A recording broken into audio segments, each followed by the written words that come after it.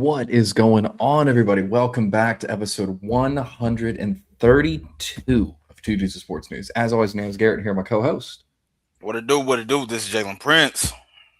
All right, so if you guys haven't done this before, first of all, welcome. If you guys have done this before, it's a little bit of a recap for everybody. Obviously, got to plug the socials at the beginning. Follow us on Twitter at TDSN Pod, TikTok, YouTube, all that fun stuff. We live stream this on YouTube. You can hop in the comment section over there as well. That's where we'll see it. We can interact with it there. Also, if you watch live, you get the visuals. Watch the video back on demand in the live section of the channel. And you can listen to it later on whatever podcast platform you like. But we can check that over there. We try to take a couple minutes per, you can tell I'm rusty. We haven't done this in a little bit, which is my fault. But we try to take about 10 minutes per topic. We keep things moving. We each have an opportunity to extend it by 3 minutes apiece. And we go from there. We'll keep it smooth, Listen, slow is smooth and smooth is fast, and that's how we're going to do it. So, anyways, we're going to jump right into it. There have been some crazy NFL moves that have been happening. A lot of trades, almost like free agencies moving on, like coming almost. And there's a couple things that have happened. We'll start. Yeah, by start with the trades. Yeah, by this time next week. No. You want to start with trades? You want to start with cuts? Let's do trades. Let's do the trades first. Yeah, let's do trades a little bit shorter. So we got a couple trades going on. Trent McDuffie. Well, let's go ahead and start at the beginning. Devondre Sweat and Jermaine Johnson were pretty much traded straight up, which is an interesting trade for me. But to me, that does signify that the Jets are going more towards a traditional 3-4 versus a 4-3, which not a bad trade. It's just a little, I don't know. It's odd, if that makes sense. But to me, that also signifies that they're not getting rid of Jeffrey Simmons in any way, shape, or form. They have no intention of moving on from him whatsoever, which I respect. The Titus Howard Juice Scruggs trade is, how do I put this? Like a defensive lineman versus the Houston offensive line. Jalen, I am unmoved. I am unmoved by this decision. I think you got rid of one of your most consistent offensive linemen for a guy who hasn't been as consistent, and then you try to supplement it with David Montgomery, which, great, solid running back. This also signifies to me that they have no trust in Chubb, and Joe Mixon may be farther off from being fully healthy than we thought. But if he's got no offensive line to run behind, then what good is it? The only trade out of all of this I truly like is a Trent McDuffie trade, because I'm not mad at that, and I don't know what aversion the Rams have to first round picks. And that's where we get into the real stuff, the headline. Trent McDuffie to the Rams. Obviously, look, if you're paying attention and you're being honest with yourself, this was a Seahawks move. It was doing that because the secondary has been their secondary has been bad since Jalen Ramsey. If we're gonna keep it a buck, Emmanuel Forbes, too inconsistent. He was a former first round pick, too inconsistent. Kobe Durant, solid, not elite but solid, and the rest of the secondary. And albeit this is me coming from a Seahawks fan. Who has seen his quarterback against them throw a total of 6 interceptions. Did not throw in the NFC Championship game, and you saw how that turned out. Mm-hmm.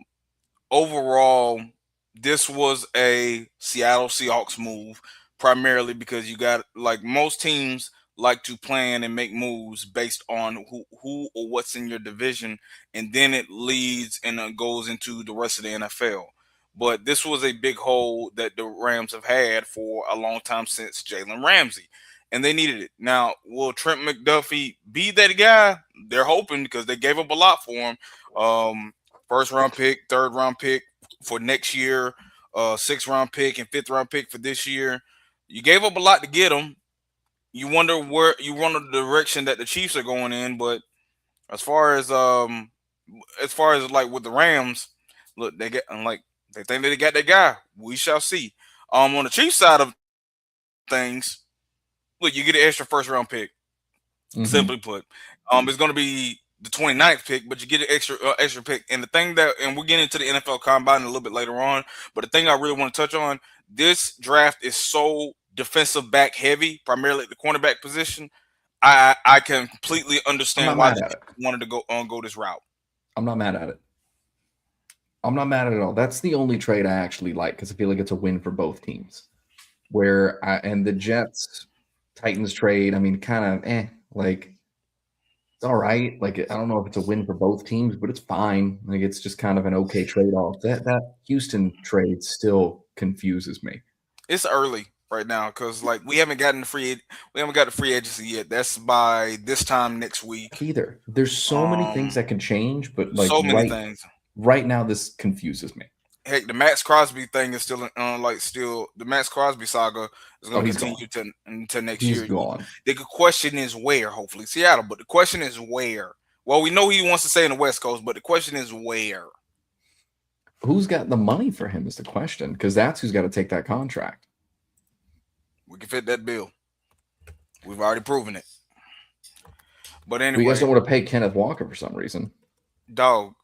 As much as I love K9 and he is the Super Bowl MVP, and as much as like a lot of folks try to bring the value for running backs back into the equation, you still can't fit that. You still can't fit that bill. I mean, yeah, Crosby. Crosby's Dude, cap hits 35 million. Y'all could take it. we can take it, but here's the thing: JSN's contract is due next year. Mm-hmm. Devin Witherspoon's contract is due next year. We Not if they already pick up paid. his fifth year. We already paid four. Let's see, four out of our five offensive linemen are on contract for next year. Mm-hmm. Bray Zabel, our left guard, albeit last year was his rookie year. We got 3, maybe 4 more years of him being on a solid deal. Same thing with our center. Our tackles are taken care of. Our right guard, give or take, but you got that to deal with. So you got to be able to plan accordingly. But look, our GM is John Schneider, and I Mm-hmm. trust him full heartedly. Hold on.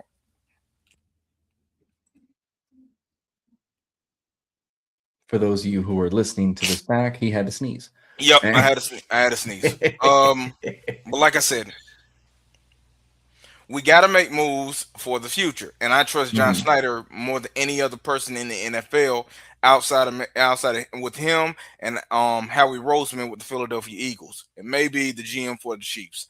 But that's a Mm-hmm. different story for another day. Overall, I love K9. I don't want to see him go, but we got to understand the current society and community, the current society that we live in the NFL when it pertains to NFL running backs getting paid.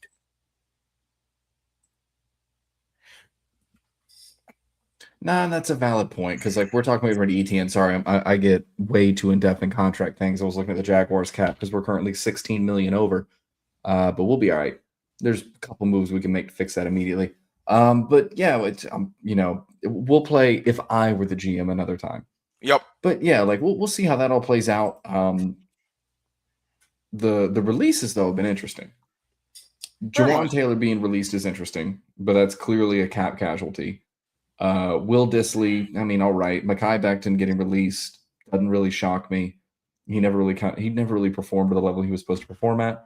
Okirike, I mean, after last year. Okirike, my fault. Okirike, I kind of love hate on that one. I don't know enough about Cornelius Lucas, respectfully. I don't know enough about Calvin Anderson, respectfully. Marshawn Lattimore, I get. There was a lot of money for a guy who did okay last year. Who's on the tail end of his career. Cushenberry, I kind of understand. I kind of get that.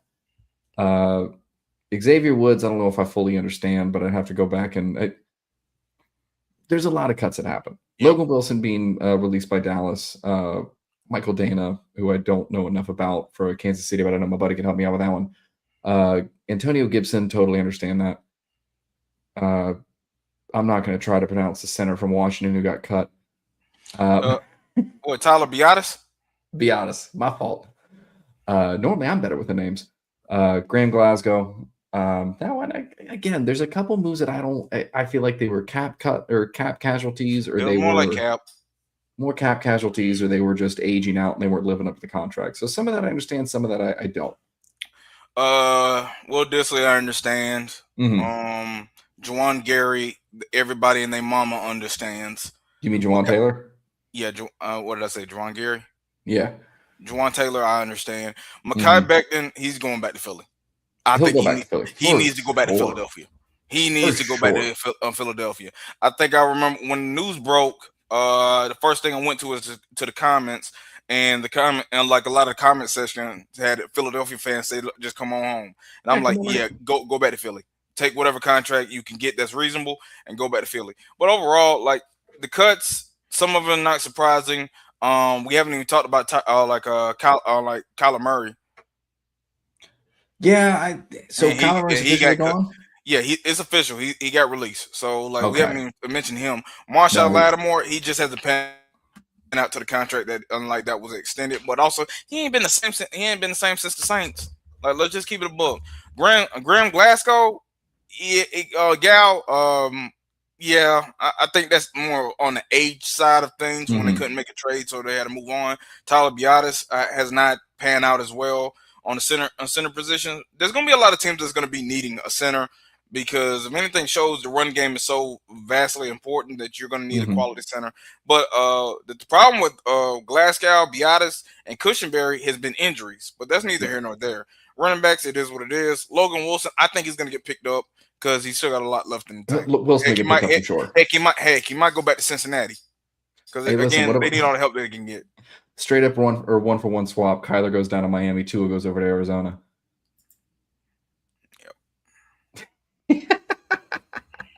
We'll see what that happens to that. But there's some Yeah. NFL moves so far. So let's get into a little general news before we get to some other NFL stuff because we got to Okay. keep it a little.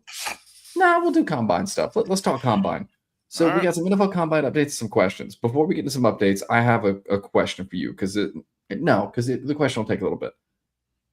Who do you have as a riser and or people who benefited with the combine, people who didn't? Because I've got 3 who did and 3 who didn't.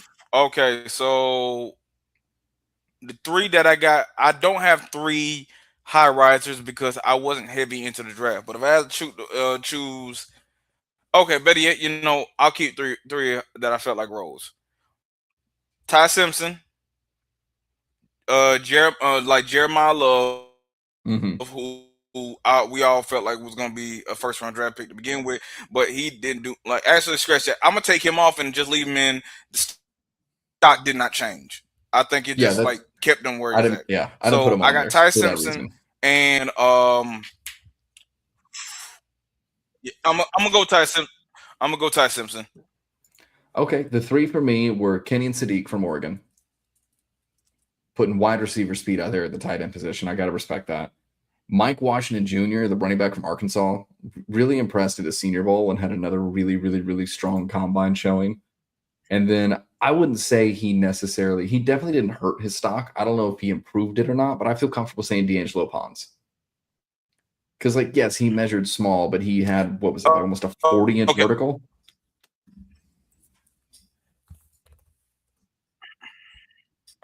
I lose you? yeah, give or take. Yeah. Like, he's But five I nine. got He's, another he's a, guy, and what's I up? got another guy. No, yeah, I got another guy. The other guy that I got that I feel like is a big riser, Jacob Rodriguez, the linebacker out of Texas Tech.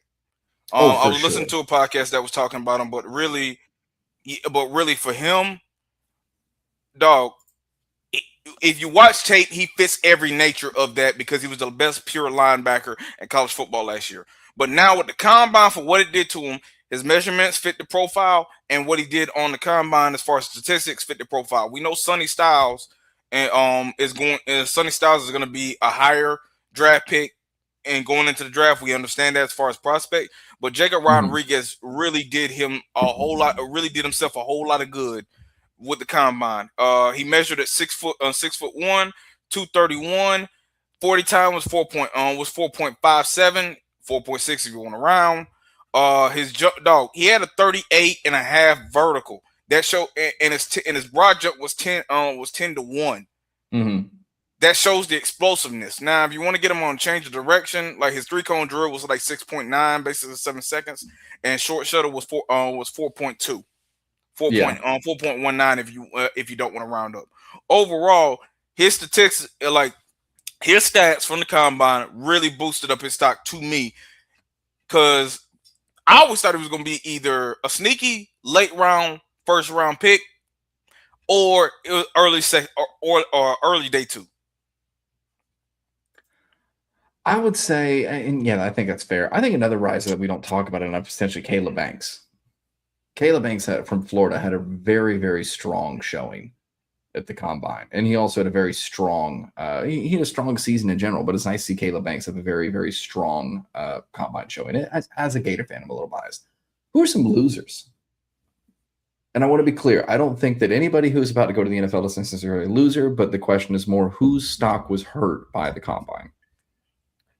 And I've got mine. So Emmett Johnson to me didn't have a go ahead super and get strong yours. combine showing. Did not think Emmett Johnson had a strong combine showing. I don't think Cassius Howard had a very strong combine showing either from A&M. And then Malachi Fields did not have a strong combine showing either. And it was more the fact that we go back to speed at the wideout position. He's going to be a jump ball specialist for sure. We all knew that. But from a speed standpoint, not saying he's not faster than me, but it wasn't up to par with what I feel like a lot of NFL starting caliber wide receivers are running. But that might just be me. What about you?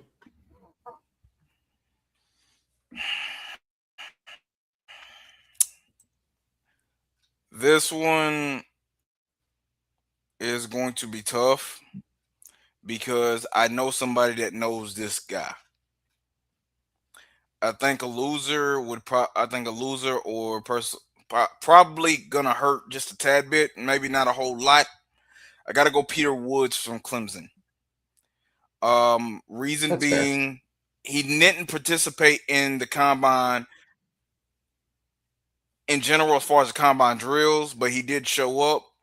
I was reading an article that talks about like his arm length was measured at 31 inches, and they list him at 6'2". No one tell Trent Baalke. I get that's what I'm saying. Like for me personally, I think he's gonna be fine He'll be fine. because Peter Woods has been projected as a first round guy prior to the season start. I don't have the stats on me at the moment in time, and I have to go look at it. But overall, I always felt like he played at that level that he can be a first round pick and a guy that you could build around or just use him as a contributor. But Peter Woods, I think, because of the whole measurements and him showing up, maybe hurt his stock just a tad bit, but that actually might do his NFL career more good than harm. But that's just my opinion. No, for sure. And like that leads into another question because you mentioned not participating. So my question to you, do things like this matter? Guys like Fernando Mendoza not throwing at the combine. No, Shador didn't do it no, last year. Certain guys not no, running or working out at the combine. Does it actually hurt their stock? no, I no. completely agree. Completely agree. Guys who were projected first two or guys who are projected. Here's what I'll say. Not participating doesn't hurt you if you are a day 2 or earlier pick. That's where I'm at with it. If you're a day 3 Agreed. guy, you need to be there. If you're not a day 3 I, guy, it doesn't matter. I agree with that. I think because that's what I was about to bring up. It's for the ones who are going into the draft and you don't have a whole lot of stock or buzz around you. Yes, the combine will suit you well just as much as your pro day would. Um, for example, actually not even much. For example, um, say like for a guy like Taylor Green from Arkansas, the quarterback from Arkansas. Mm-hmm. Now he went to Arkansas. Obviously, he's in the SEC, but he didn't have a really good tape. But he's got a stock buzzing in a lot of people, casuals or like amateurs, that are going to look at the combine and think it's going to be the end all be all, and they're going to Right. look at a guy like Taylor Green and say like, hey, and maybe think that a franchise is going to say, hey, this is a guy around six or like over 6'3". He has the fastest 40 in the combine, possibly the fastest 40 like out of a lot of teams. Um big guy, big arm, all the usual measurables. Like 6'6" with a Mm-hmm. 44-inch vertical, He ran a checks the boxes. 4.37. got plenty. He checks all the boxes on paper, but when you look at that film, he was not that good. Game ain't played Especially on when it paper. came to the exactly, especially when it came to making certain reads, and albeit I'm not trying to trash the dude. We No, just not call at them all. we call them things that we see off the rip, and basically off the games that we have seen. And I've seen Arkansas games. A lot of those games was not on him. There were a lot of games where it was on him, and Mhm. vice versa, coaching. And I get it. They like Arkansas fired the coach and this, that, and third, but still, there's going to be a lot of teams that's going to look at a guy who's 6'6" that runs a 4.3 and think, "Hey, we might have found our next Josh Allen because they found We Josh can Allen out of fix him. Wyoming." He is yes, we got a lot of that. Here's the problem with I that, can fix him. and I'm sitting up on this one. Here's the problem that here's the problem that, and I want to be able to look at you while I say this. We got a lot of teams and a lot of NFL franchises that feel like they could fix players, and those same franchises and teams can't even fix themselves. Mm-hmm. I'm gonna say this again. There are a lot of people, there are a lot of teams, there are a lot of franchises that think they can get somebody with potential and they can reach that potential and they can fix that guy, and they can't even fix or reach their own potential. They can't even Life, fix themselves. some life advice free of charge from Jalen and myself on this one before we move on to the next topic. Fix yourself before you try to fix somebody else. And that goes for And franchises. Uh, take that how you will. yep. But anyways, let's move on to the next topic, man. We're gonna get some general news right out of the way. First of all, to take it a bit of a somber note, we want to give a rest in peace to Lou Holtz. We all remember Lou. If you watched any college football thing at any point over the last nearly 100 years, um, this one kind of, I didn't expect this one to die. I didn't expect this one today at all. But thoughts are with Lou and his family. I call him Lou like I know him. Thoughts with the coach and his family. One of the best to ever do it. One of the most recognized coaches in the game, both on and off the field. Yeah, bit of a somber note on that one. Yep. On a different note, we're going to go full pendulum swing here. Congratulations to Georgia Southern women's basketball, the Sun Belt champions. I got friends who are Marshall fans who can eat their heart out. Facts. Don't care about that. And you've got a fun video from, I don't know if you still got it queued up. No. I got it queued up, but we gonna give Georgia Southern women's basketball their credit. We about to give these ladies their respect. Georgia Southern women's basketball winning the Sun Belt regular season championship for the first time since 2000 and 2001. That's the first time that the program has won a regular season conference championship since the SoCon of 2000 and 2001. It's been 25 years. And think about this, mind you, again, I went to Georgia Southern. I've been a Georgia Southern kid my whole life. Grew up in Meta, Georgia. Grew up going to a bunch of different sporting events, primarily football, but that's neither here nor there. Went to Georgia Southern for college, 2016 through 2020. I was with the Georgia Southern men's basketball program, but obviously I've always had connections with the Georgia Southern women's program dating back to Alexis Brown, Nicole Franks, Angel McGowan, the Butler sisters, Sierra. Oh, they're gonna kill. They're gonna kill me. They're gonna kill You get me. They're mentions gonna later. kill me. I This is why I know. didn't try to name names. I'm sorry, but I got to. Like the. Oh man, they're gonna kill me. Lord, let them forgive me. But anyway, I got to give them the credit. What coach? Oh, it's Coach Hannah, right? I believe so. Because she won Coach of the Year. I'm trying to bail you out right now. All right. Patrice and Sierra. Patrice Butler and Sierra Butler, the Butler sisters. I saved you. Patrice, I'm sorry. I knew Sierra a lot longer than I knew Patrice. I'm gonna keep that a buck, but the respect is there. That's all I love. I love y'all. Take nothing away. But I grew up in that era of women's basketball. I grew up when they had went from Kip Drown to Anita Howard, and Anita Howard kind of set the profile. She kind of she set the profile when she was there. She set the profile. She set the culture. She said brought a lot of different energy into it. And when she was here, it's just some things didn't work out, and they both departed separately. To get what's the coach's name? And I hate that I'm forgetting the name. I got you. Hold on. See if I can find it.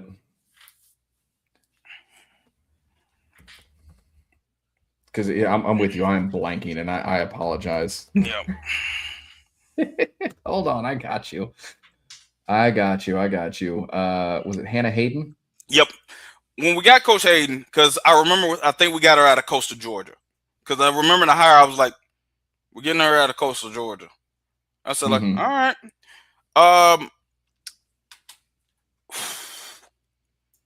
They were. Hold on, give me a sec.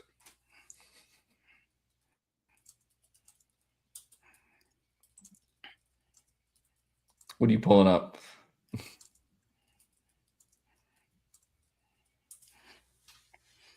You know the record from last year? Yep, I already got it.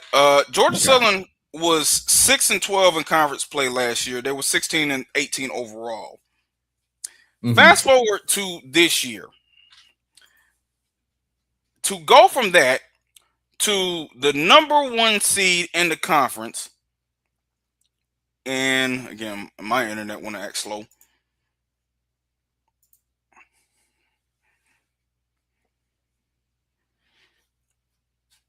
Jesus.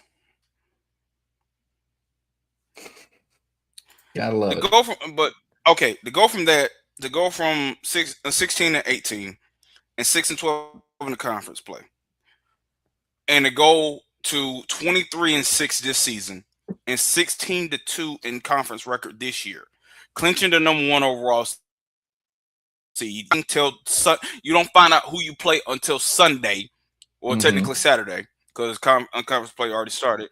Man, the pains of being great. Turn the page on Georgia Southern women's basketball. It's remarkable. You got not only the coach of the year, you get the player of the year, and again, I hate that I hate that I've been drawing blanks on folks' names, but oh man, what a season! I got you. Hold on, I'll bail you out. Kashia Anderson or Kashia. Kashia. Kashia Anderson winning. Yeah, Kashia Anderson winning winning player of the year for some. I think she's the first. Hold up, when was the last time Georgia Southern had for women's or men's? Women's. The men's was Tukey Brown. Men's was Tukey Brown in 20. Yeah, men's was Tukey in 19. I was there. Hell, I was the one that told him. I was there too. I didn't tell him, but I was there too.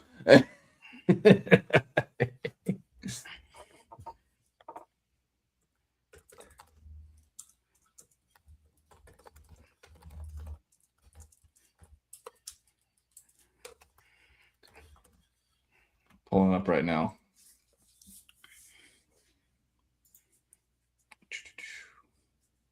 Oh, we had Taryn Ward. Yep. 2023, 2024. No.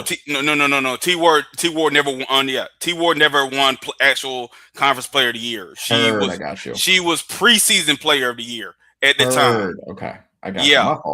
Kashia won Sunbelt player of the year, and this year, the last time she's the third player in Georgia Southern women's basketball history to earn a conference player of the year. The last person was and God forgive me for how I pronounce this.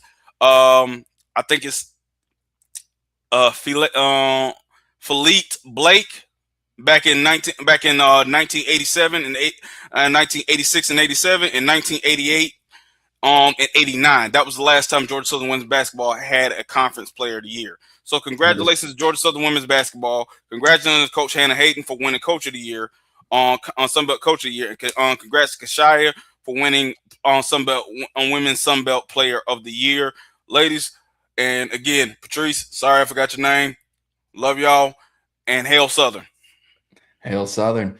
Now let's talk about the beatdown of Pensacola. Yeah, yeah. Speaking of women's basketball in the Sun Belt, some things kind of went down, and not in the way that they had hoped. So The ref let certainly me go didn't ahead. hope it went down like that. Yeah, no, yeah, they went down. No, The ref did yeah, not they went hope they down. went down like that. Yeah. So for those who don't know, So for those that don't know, Coastal you Carolina want and to tell South them me? Alabama. I'll let you do it because you're the one who told me about this. So I didn't know about this. I had to find out later. Yeah, so Coastal Carolina and South Alabama played the second round of the women's Sun Belt tournament, and around the fourth quarter, around close to about 5:39, a fight broke out between I don't know the players' names, but number 13 for Coastal Carolina and by the looks of it, number 22 for South Alabama. One of the referees got caught in a crossfire and looks like, and I kept looking at replay to figure out what exactly happened of how she got knocked out, but she did get struck and it caused her to fall down. Now, I haven't heard any news, but I do believe that the report said South Alabama has 7 players ejected from this game, and only one person got ejected from Coastal Carolina. South Alabama did finish off and win this game. They will advance to the third round of the women's Sunbelt tournament. Still no time. Still don't know if those 7 players are going to be able to play for next game, but they probably won't. They might be suspended for the first half and get to play the second. If that's it, at least that's how I think was going to happen. But overall, it was just crazy. When I first saw this, I'm like, emotions are high. But my biggest question is, what happened to the referee? Because when you look at the replay, you're thinking, how did she get caught? Because the male referee, when you're looking at it, he's the one that took the hook. Yep. So I'm thinking, like, how did the other referee get knocked out? And when I looked at it from other angles, it looked like she caught an elbow just slightly enough at some part of her head. Yep. So I'm hoping that, like, she's all right. But at the same time, I'm still looking at it like, how did you go down? That's not who I thought was getting knocked out. When the first hook was coming, I'm thinking it's gonna be the male referee, because like she caught back on it, that first launch of the punch. God, I hope we don't get copyrighted for this, but this on Twitter. I don't think we'll get copyrighted. I think we'll be fine. Where's Chris Tucker when you need him? We'll see. You got knocked. Nah, I'm not gonna go that far. I can't. Yeah, look, I can't. I can't, because again, I'm just hoping that they're all right. For sure. I'm just baffled because I'm thinking, like, how did she go down? Because it looked like she didn't get hit. I don't know. Well, speaking of teams that are going down, a couple March Madness updates. So, Jalen, I don't know if you remember what happened last time we did a show. It was about 2 weeks ago. We talked about who were frauds and who was contenders. We talked about and folks think I'm going to add Alabama to that list. I will not. We talked about Selection Sunday, and we talked about some form of Selection Sunday, a preemptive Selection Sunday, if you will.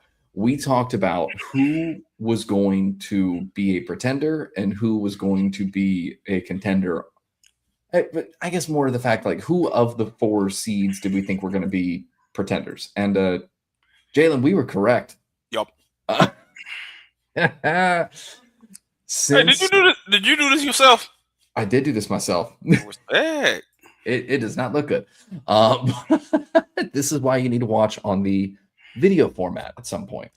So, anyways, 4 seeds. So I went back and I looked at what we said, because I like to hold ourselves accountable. Jalen, you and I both said that Texas Tech and Vanderbilt were going to be pretenders at the 4 seed. We both said Nebraska was going to be pretender at the 3 seed. Illinois was going to be pretender at the 2 seed. And we said that Iowa State was going to be pretender at the 1 seed.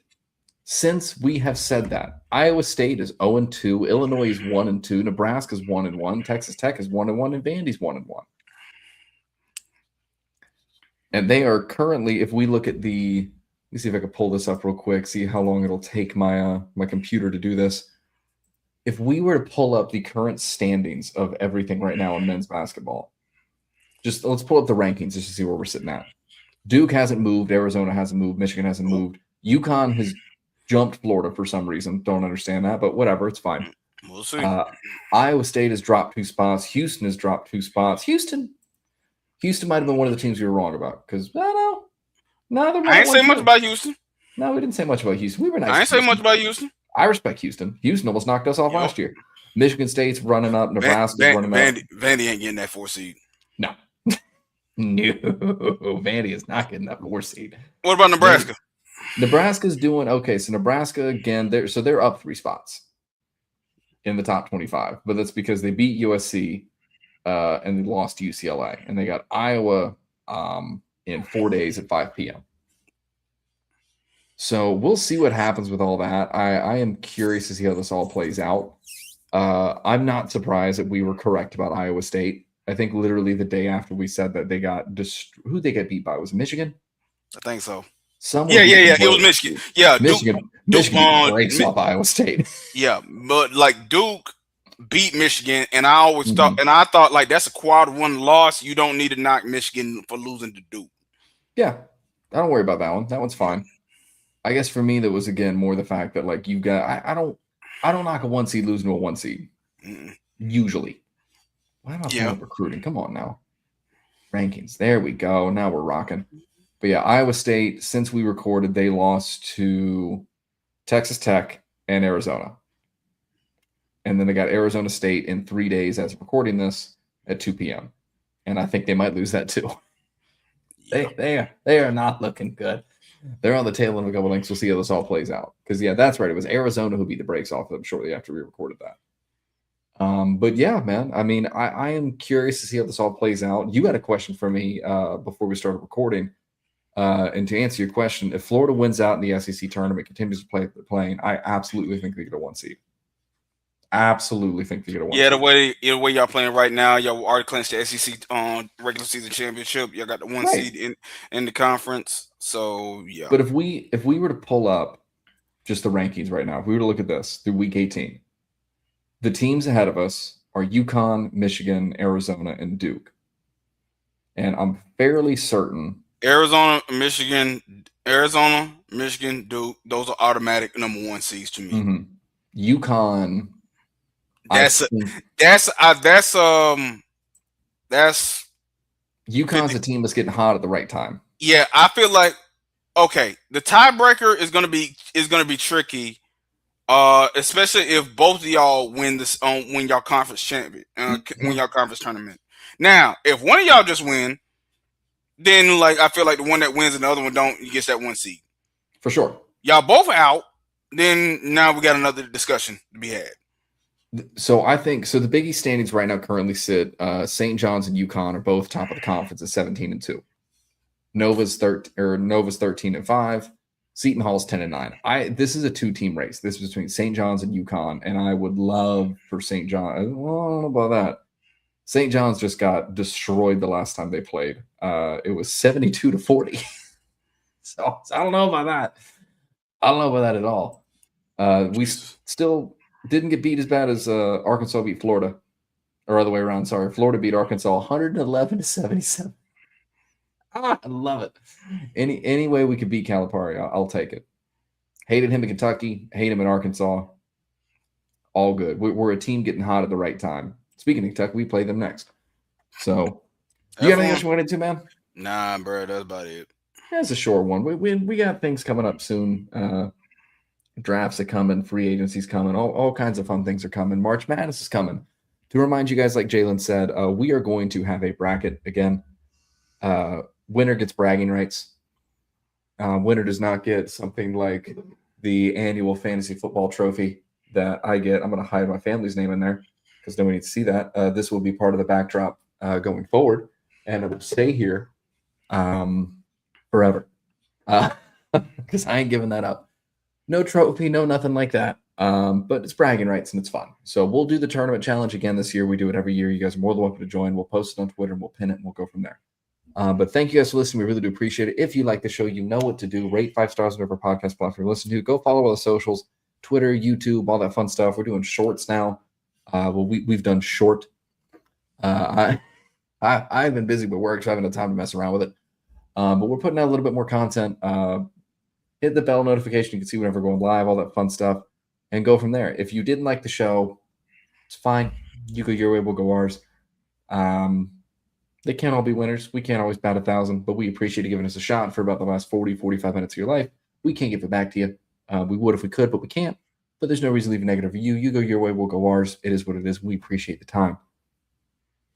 If you retweet the show, if you share the show on whatever platform it is, and you let us know and we see it, you get a shout out. You also get a shout out if you rate 5 stars and let us know. I don't always check it. So please be sure to remind us, hit us up and comment on whatever thing we post on with proof of it, and we'll give you a shout out. You also get a shout out if you're a show that we think that you will like as well. So these are shows that we like, shows that have supported us, and shows that we think you'll like if you like ours. Shout outs always come at the very, very end of the show, which is right now. As always, go check out Jim over Fan of the Band podcast. Him and I do a show called Steel and Till. She'll be back at some point. I want to get it back, but I've been we both been insanely busy. Brent over 1420 Sports, Aaron of Brutally Honest Sports, Darren over Chill Takes. He's doing some more draft content coming out, so go check that out. The guys at IEP Radio, E-Man at Avatar Sports, him and Jim do a show called Cigar and Sports. Now it's my turn to sneeze. That'll be fun to be on YouTube forever. Go check out John, a Wrestling Fan Insight. Whether you're a hardcore wrestling fan or a casual wrestling fan, go check it out. Always go check out Sports After Dark. Love those guys over there. Lou was just at the combine with his kid. Go check him out. Go check all their stuff out. Always love and support those guys. They've always taken care of us. If you're looking to gamble, please do it responsibly. Don't bet in an NFL facility. Make sure you do it outside of it. Go listen to Nate's Daily Wager. Rent was due a couple days ago, so if you're late, pay it now. Don't bet the rent. Thank you. And as always, we'll see you next time. Peace.